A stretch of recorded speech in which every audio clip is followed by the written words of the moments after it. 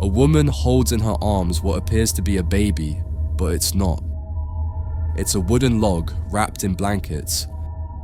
The most unsettling thing about this painting is her gaze. She looks like someone who's been through something terrible, whose mind is no longer fully present. Perhaps that's why the artist titled it The Lunatic of Étretat. The painting was created in 1871, and ever since, it has puzzled everyone who looks at it. Is she a mother who lost her child? A woman who was never a mother but longed for it so deeply that she lost her grip on reality? No one knows for sure. But there's a small detail that changes everything. One that could completely alter how we see this painting. And if we interpret it correctly, maybe we're not looking at a case of madness, but at a carefully disguised political message. The artist who painted this wasn't an artistic rebel. Quite the opposite. Hugues Merle was a 19th century French painter known for his gentle, delicate scenes, almost sentimental in tone. Loving mothers, children asleep in their arms, contemplative women bathed in soft light. But in 1871, something changed. That year, right after one of the greatest crises France had ever faced, Merle painted The Lunatic of Étretat. And no one saw it coming, because this is not a loving mother. There is no tenderness here, only a barefoot, disheveled woman alone beside a well, cradling a piece of wood as if it were her child. A complete departure from his previous work, a rupture with everything he had done before. Today, this painting hangs in the Chrysler Museum of Art in Virginia, and although it spent years forgotten in private collections, more and more experts are beginning to agree. The Lunatic of Étretat is not just an anomaly in Merle's career, it is his darkest, most emotional, and possibly most powerful painting ever. The question you're probably asking yourself is whether this woman actually existed, because Merle didn't place her in some imaginary setting, he placed her in Étretat, a real town in northern France, a small coastal village famous for its white cliffs, its grey skies, and for having inspired dozens of painters, including Monet. So why place an unbalanced woman right there? We don't know for sure. But what is clear is that every inch of this painting feels deliberately crafted to make you uncomfortable. Let's start with the obvious. The woman is sitting on the edge of a well, barefoot, her clothes are torn, her hair loose and wild, as if it hasn't been touched in days. But the most striking thing is what she's holding in her arms, a wooden log, wrapped in blankets. She's even placed a little cap on it, as if it were a newborn. She cradles it, protects it, as if that piece of wood could shatter at any moment. Now, look into her eyes. Look closely. She's not crying. She's not screaming. She just stares at you, fixed, as if you're the intruder, as if she knows you're watching and has nothing left to lose. That stare is the most disturbing part of the entire painting. The whites of her eyes are clearly visible beneath the iris. In Japan, this is known as sanpaku, a term used to describe eyes where the white is visible above or below the pupil.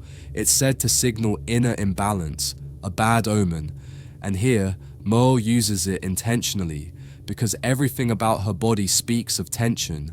The clenched knuckles, the bulging veins, the dirty feet, the strained muscles, as if she's about to get up and run, as if fear and fury were living inside her at once.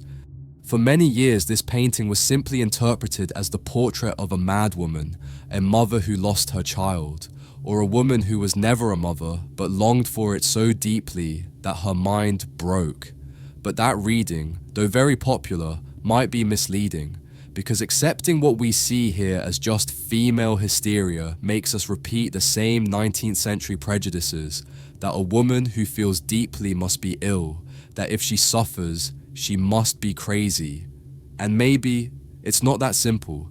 Maybe this scene, disguised as a personal tragedy, is hiding something much bigger, something that isn't about one woman, but about an entire country. But before we continue with the story behind this painting, I'd like to take a few seconds to remind you that if you'd like to have this artwork in your own collection, now you can, by ordering it directly from our website.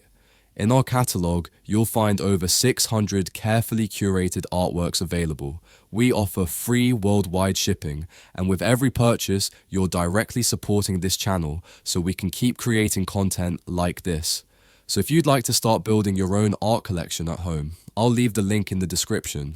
Now then, let's get back to the painting. As I was saying, there's the idea that this woman might represent something more than a personal tragedy. And to understand that possibility, it's important to know what was happening in France in 1871, the year Hugues Merle painted this woman.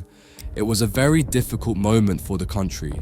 France had just lost the war against Prussia, a defeat that not only meant territorial losses like Alsace and Lorraine, but also left a deep emotional wound on the nation. On top of that came internal conflict, the Paris Commune, a revolt that ended in bitter divisions among the French themselves. The overall feeling in the country was one of exhaustion, disappointment, and uncertainty about the future. And it's in that context that this female figure appears, alone, disoriented, holding on to something that's no longer there. The Chrysler Museum, which holds this painting in its permanent collection, mentions something interesting in the description next to the piece. Could this dark image reflect the national mood following political defeat and collective despair? And it's a valid question. The idea that this woman doesn't represent just an individual, but the entire nation, a France lost in its own sorrow, has gained traction among some art historians. Now, Merle never left an official explanation of who this woman was or what he meant to express with this scene.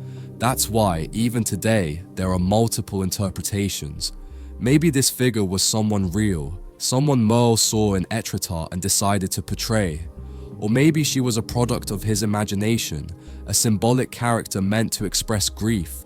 Or perhaps, she was his way of capturing the difficult transformation France was going through at the time.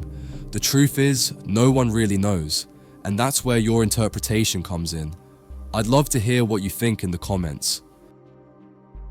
Thank you for watching this video all the way to the end. I also want to take a moment to thank all of you for the incredible growth and support the channel has received over the past few days. In less than a week, our Instagram account has grown by over 25,000 people, and I've been sharing even more art-related content over there. So if you haven't followed us yet, I'd love for you to check it out. See you in the next video, and don't forget to share your interpretation of this painting in the comments.